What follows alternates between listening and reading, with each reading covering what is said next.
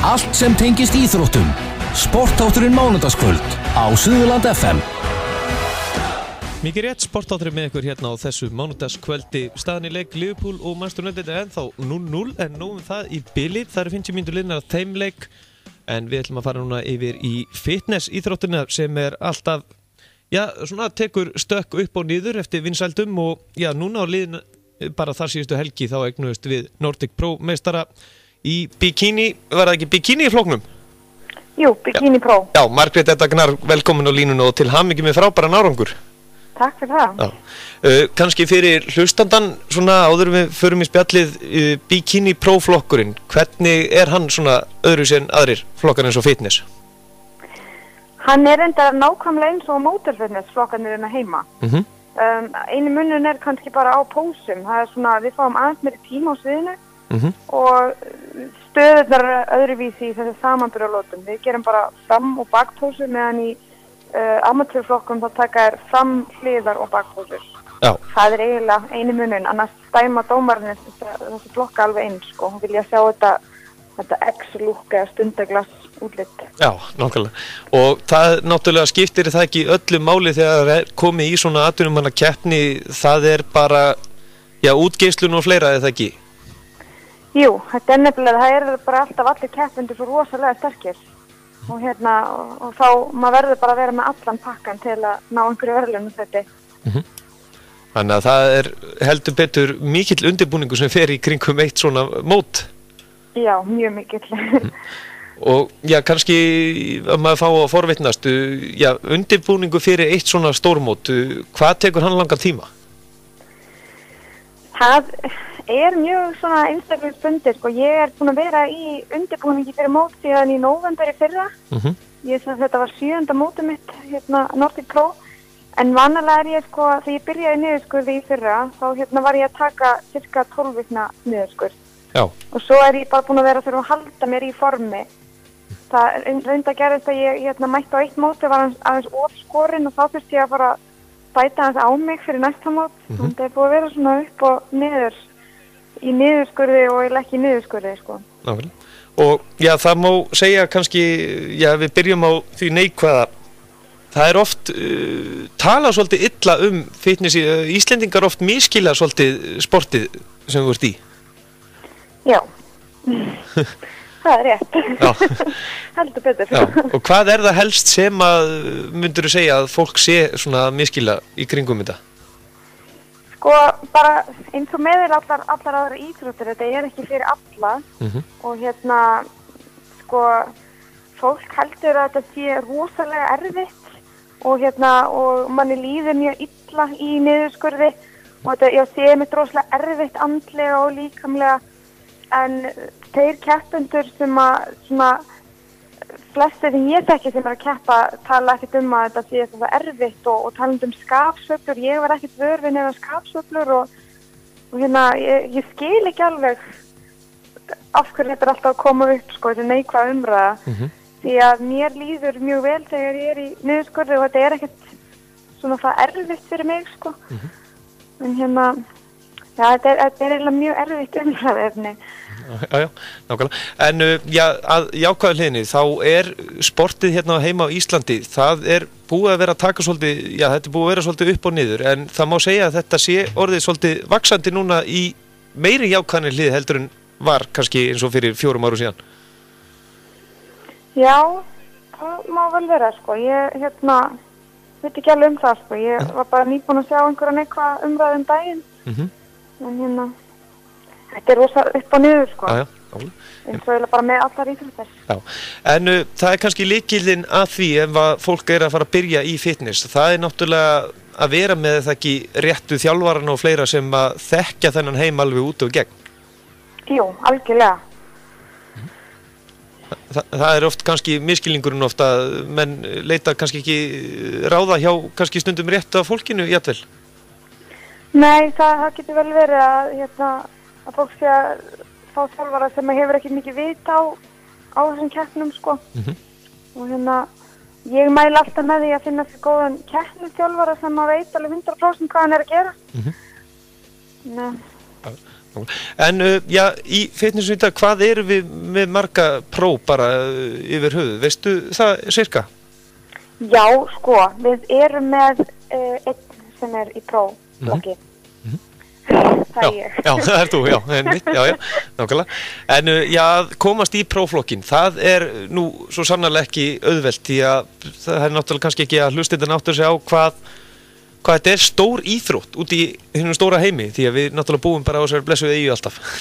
Já, akkurat, já, það mjög erfitt og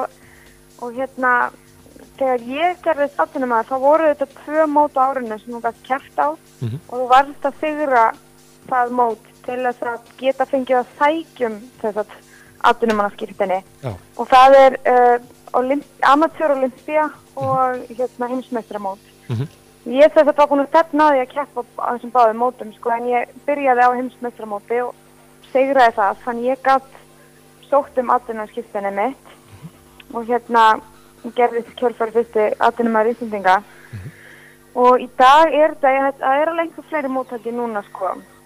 Þetta sé alveg kannski 4 núna sem þú getur keppt á og þú verður að sigra til að gerast atvinnumaður. Þetta rosalega stór íþrótt og heimsmeistaramóti þá þetta bara 30 stelpur í hverjum flokki og þetta skiptist í hæðaflokka þegar þú varst að keppa í amatörflokkum, sko.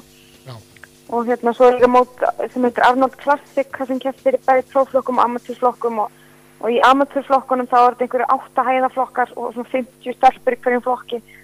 Það mjög erfitt að ná atvinnumannaskírteini. Já, nákvæmlega. Og það kannski svipað erfitt jafnvel að halda í það ekki, eða að halda áfram að vera svona eins og atvinnumaður í þessu? Men þú missir aldrei skírteini, sem leið og verður atvinnumaður, þú ert aldrei að vera að missa, þú ætti að gera eitthvað svakalegan skandal til þess að missa skírteini. Já, þú skalt ekki fara í það. Nei, ég ger ekki svoleiðis. En já, þú ert ekkert að vera að missa það og getur meira þess að skipta um flokk ef þú vilt gera það og halda samt atvinnumannaskírteini. En já, þá aftur að þér sjálfri, þetta náttúrulega ekki auðvitað, en þú þekkir heldur betur hvernig að setja kröfur á sig. Þú æfðir eða ekki taekwondo heilingi, ertu ennþá eitthvað í því? Já, ég æfi taekwondo alveg, ég hef alltaf verið að æfa allavega einu sinni viku og einmitt að fara að byrja núna aftur að æfa svona meira heldur einu sinni viku, ég ætla að fara að æfa alveg svona 4 sinni viku og æfa þetta með keppnishópi í Björk í Hafnarfirði og svo mun ég líka vera að æfa í Ögurhvarfi í Mútógym.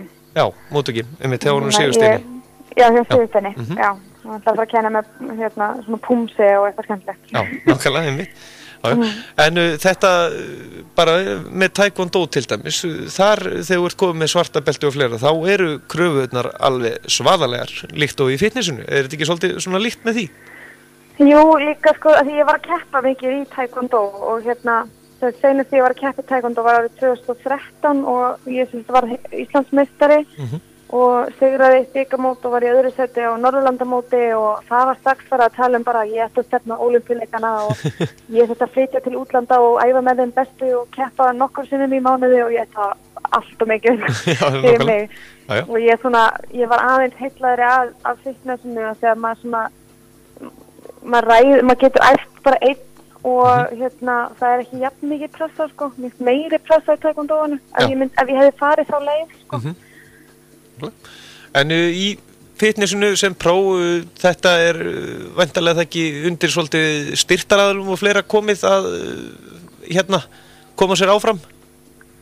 Já, ég reyndar það þetta alveg frekar dýrt sport og ég borgaði allt sjálf, sko, og ég stundum að fá styrki eins og Sintamani hafa verið að hjálpa mér aðeins á þessu ári og Portagaldrar og Bodyshop á Íslandi. En annars sé ég allt sjálf, sko. Nákvæmlega. En í lokinarinu sleppir það með bara almennt þá sem í ræktinni heima á Íslandi og það nú oft þannig að fólk kannski að detta þannig að þau eru svolítið að horfa á næsta mann svona vill líta þannig út. Þetta ekki oft spurning það að hugsa svolítið bara sig sjálfan heldur en að vera að pæli alltaf, já, hvað maður segja, eins og bara nágrannunum?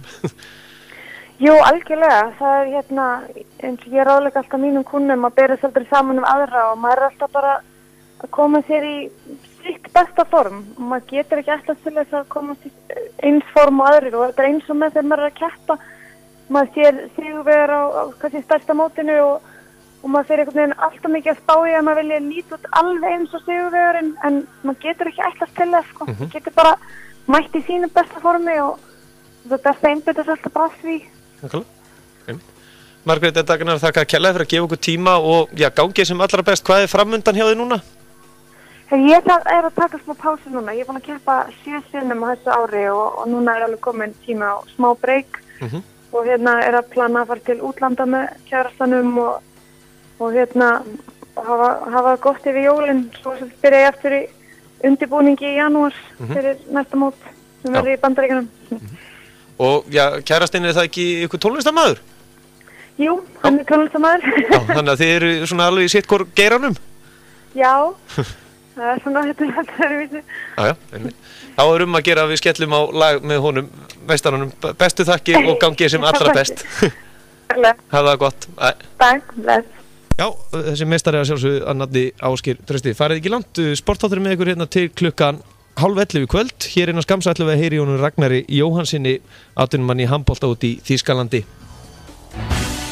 Allt sem tengist íþróttum. Sportátturinn mánudagskvöld á